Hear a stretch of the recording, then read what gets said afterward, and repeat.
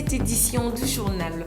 Dans une lettre adressée le 6 février 2021 à l'ancien président pro-Kabila du Sénat, Alexis Thambwe Mwamba, le président du bureau d'âge de la Chambre haute du Parlement, Léon Mambeleo, demande à ces derniers de prendre toutes les dispositions pour la remise et reprise qui aura lieu le mardi 9 février 2021. Commentaire Joe Kayembe.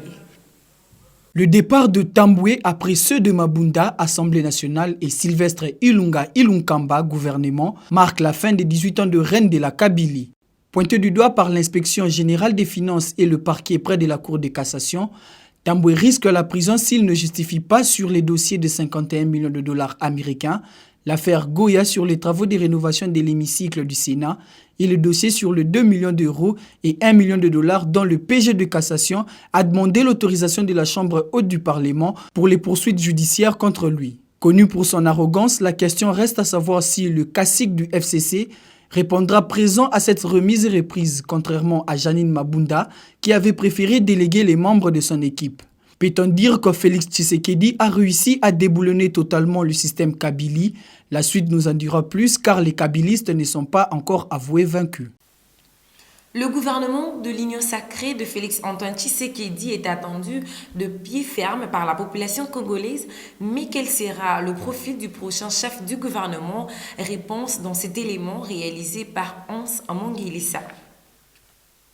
Après la démission du Premier ministre et de son gouvernement au mois de février, suite à une pétition qui a été initiée par le député national Moïlo Nzangi d'Ensemble pour la République, la population congolaise espère que ce geste posé par les députés nationaux pourra faire avancer le pays.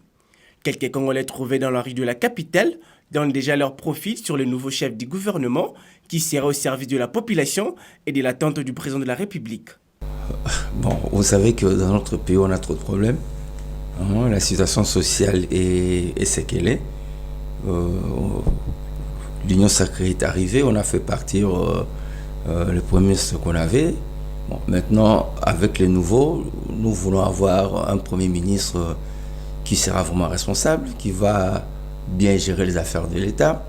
Et surtout, il faut qu'il y ait un gouvernement qui doit penser à la population, à la vie sociale des gens. Qu'on n'ait plus un gouvernement pléthorique pour que tous les budgets puissent servir au gouvernement et pourtant la population restera toujours faible, pauvre. Donc le Premier ministre qui va sortir doit être un technocrate, ça c'est un, et deux, doit avoir vraiment cet amour-là de son pays, que la population puisse vraiment bénéficier des revenus de ce pays. Le président de la République avait dit le peuple d'abord. Mais jusque-là, on ne voit pas ce peuple d'abord-là.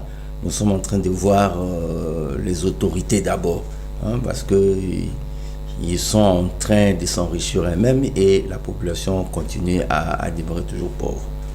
Les attentes du peuple congolais est que le nouveau gouvernement travaille pour le bien de la population et non de leur propre bien. À l'est de la République démocratique du Congo, l'épidémie à virus Ebola refait surface à Butembo, quelques mois après que le ministre de la Santé, Eteni Longondo, ait déclaré sa fin en juin 2020. L'Organisation mondiale de la santé a dépêché une équipe pour enquêter sur l'ampleur de la réapparition de ces virus dans cette région. Sami Chimeya pour le commentaire. La République démocratique du Congo a annoncé dimanche la résurgence de la maladie à virus Ebola dans l'est du pays où l'Organisation mondiale de la santé, OMS en sigle, a dépêché une équipe d'épidémiologistes après la mort d'une femme. Tout est parti d'une femme qui s'est présentée dans un centre de santé des Benya, région de Butembo, dans la province du Nord Kivu, avec des symptômes rappelant la maladie à virus Ebola.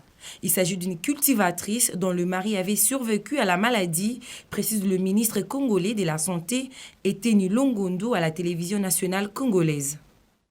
Depuis que le système de registre des appareils mobiles RAM, en sigle, est entré en vigueur, un retenu de crédit téléphonique s'effectue sur le compte des utilisateurs des réseaux de télécommunications comme moyen de paiement de ce système. L'opinion congolaise fustille cette pratique qu'elle qualifie d'escroquerie étatique. Suivez Joël Lamika, président du mouvement du consommateur lésé dans ses duplex avec Trésor Chinkongo. Suivez. Allô, monsieur Joël Lamika, bonjour. Bonjour, monsieur. Alors, vous êtes président du mouvement national des consommateurs lésés.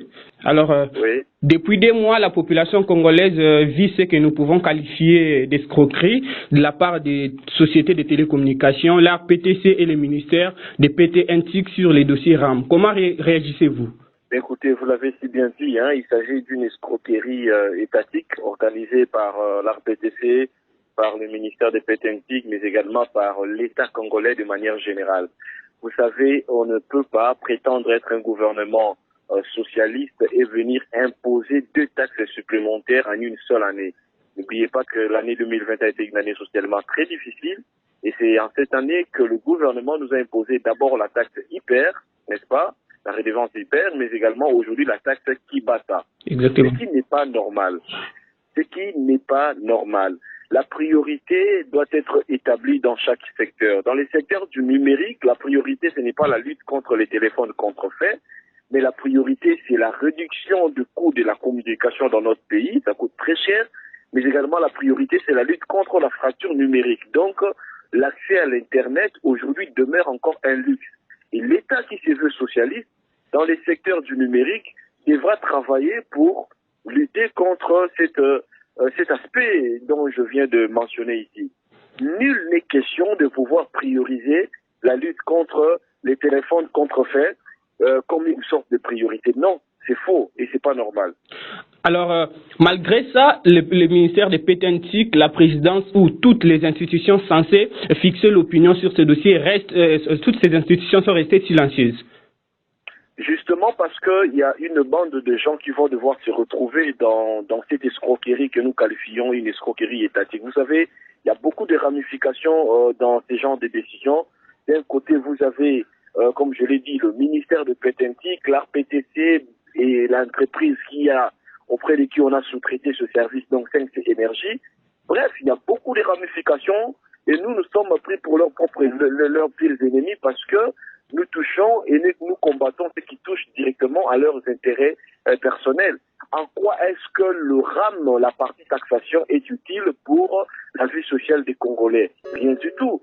Mais nous avons souligné sur le fait que le RAM, comme un projet, c'est un projet important, un projet pertinent. Vous voyez, parce que dans tout le pays, il est important que l'État ait un registre des appareils mobiles qui sont opérationnels dans son secteur.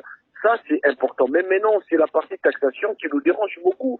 Parce que nous l'avons dit, la priorité aujourd'hui, c'est que nous n'avons pas d'eau. La priorité aujourd'hui, c'est que les gens n'ont pas d'électricité, les gens n'ont pas de route.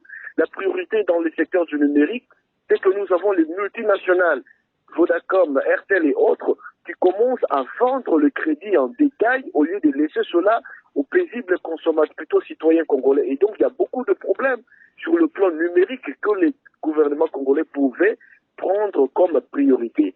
Donc, voilà. Alors, vous, en tant que président du mouvement national des consommateurs lésés, qu'est-ce que vous avez envisagé et qu'est-ce que vous dites concrètement à la population congolaise?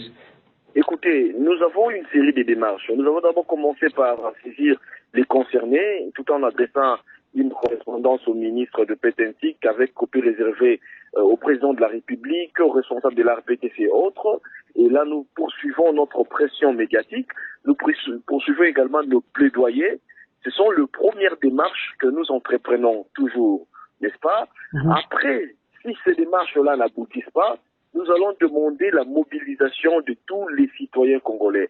Et partout dans le pays, les gens doivent se lever et dire non et non à une telle escroquerie. Installer le Wi-Fi à l'aéroport d'Indjili ne sera pas bénéfique pour un ami, un consommateur lésé qui habite Kasongolunda ou encore à Beni ou Butembo. Vous voyez, aujourd'hui, les gouvernements qui prétendent nous installer la connexion Internet à l'université de Kinshasa, qui, je signale, l'université a plus de 38 000 étudiants qui payent le frais académique. Avec le même frais académique, le gouvernement peut déjà déployer la connexion Wi-Fi. Donc, au moment opportun, si jamais M. Kibasa est reconduit, si jamais le gouvernement continue à maintenir cette taxe, nous allons devoir nous mobiliser comme un seul homme partout dans le pays pour dire non et non à cette escroquerie étatique. Alors, monsieur Joël Lamika, merci d'avoir répondu à nos questions. D'accord, merci beaucoup, monsieur.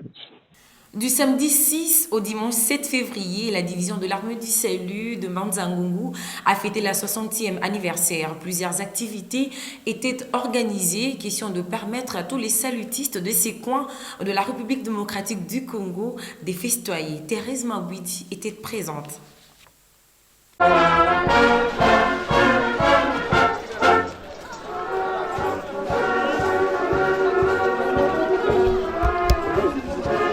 Tout a commencé le samedi 6 février à l'ouverture de la manifestation et l'inauguration de la nouvelle salle des réunions à Loma par les colonels Archette et Daniel Mukoku.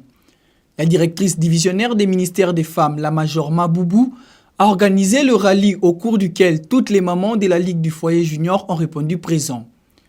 Chants, chœurs parlés, gymnastique étaient au rendez-vous dans la soirée, un grand concert de musique chorale et fanfare de la place. Le dimanche 7 février, une réunion et un défilé de plus d'une heure étaient également organisés au cercle de l'Onatra où la fanfare, la chorale de Kitambo et la chorale nationale tambourinaire et autres groupes. Des officiers locaux, une vingtaine de choristes et un fanfariste étaient enrôlés. Les invités étaient venus de part et d'autre pour assister et participer au culte. Entre autres le recteur. Après le message fait par les colonels Daniel et Archette Mukoku, beaucoup de mamans l'acclamaient répondu à l'appel de Dieu. La remise des certificats aux anciens divisionnaires avait eu lieu. Le culte avait pris fin vers 15h30.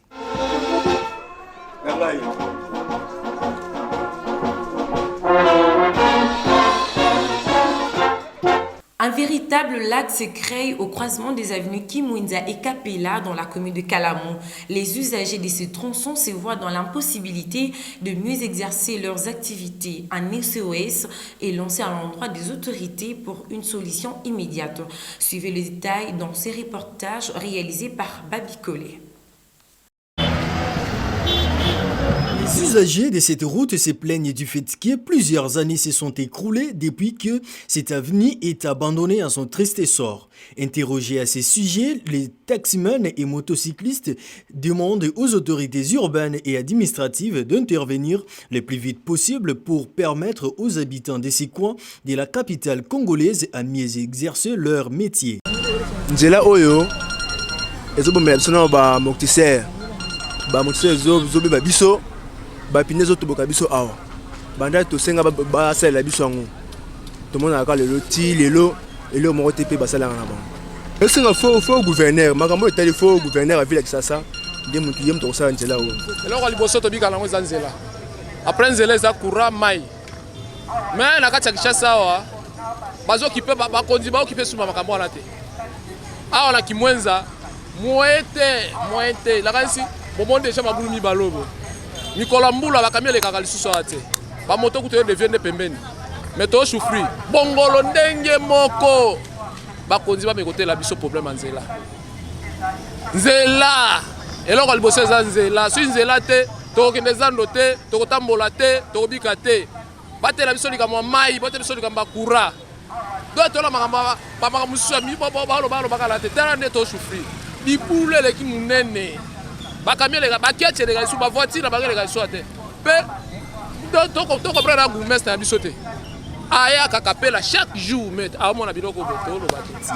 Il faut signaler que l'avenue Kimwenza est d'une importance capitale car se trouvant dans un bon état peut désengranger l'avenue des universités contre les embouteillages notoires. En sport, la 6e édition du championnat d'Afrique de Nations s'est clôturée le dimanche 7 février 2021 avec le Sacre du Maroc qui a remporté son 2e titre successif au terme de matchs amplement disputés avec le Mali, 2-0. C'est le score qui a sanctionné cette belle finale à l'avantage de Marocains. Les points avec Ibrahim Abedi. Le Maroc est sacré champion d'Afrique après sa victoire face au Mali sur un score de 2-0. Les Lions d'Atlas est très brillant de la première journée avec les succès d'un but à rien face aux éperviers du Togo. Calé contre le Rwanda lors de la 2e entrée en faisant un match nul de 0 but partout. Et pour finir en beauté, la phase des groupes, ils ont marché sur les Ougandais sur la marque de 5-2. Étant première de l'ère poule C, ils étaient obligés de jouer la Zambie en quart de finale. Un chemin que les Marocains n'ont pas eu de difficulté car ils ont étrillé les Chipolopolo par 3-1 score final.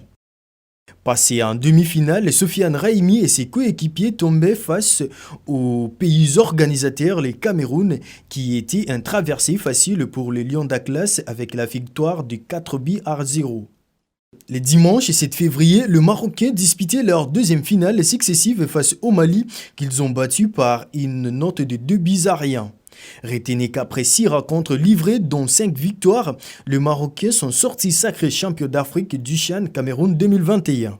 Vous l'avez certainement compris, c'est la fin de ce journal. Merci mesdames et messieurs, à vous de l'avoir suivi et restez branchés sur nos antennes.